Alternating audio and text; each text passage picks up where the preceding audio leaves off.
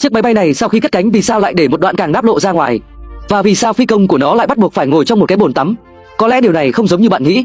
A-10 là máy bay tấn công duy nhất hiện đang phục vụ trong quân đội Mỹ, chuyên trách nhiệm vụ yểm trợ hỏa lực tầm gần cho lực lượng mặt đất. Điều đó có nghĩa là ngay từ thiết kế, nó không chỉ phải sở hữu hỏa lực cực mạnh mà còn phải có khả năng chịu đòn rất tốt, với năng lực sinh tồn vượt trội.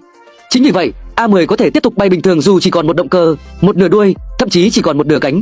Hơn nữa, thùng nhiên liệu của nó được ứng dụng công nghệ đặc biệt, dù bị trúng đạn cũng không làm rò rỉ nhiên liệu. Tuy nhiên, khi máy bay bị trúng nhiều đạn đến mức đầy vết thủng, thì không thể đảm bảo hệ thống càng đáp và chức năng của nó không bị hư hại.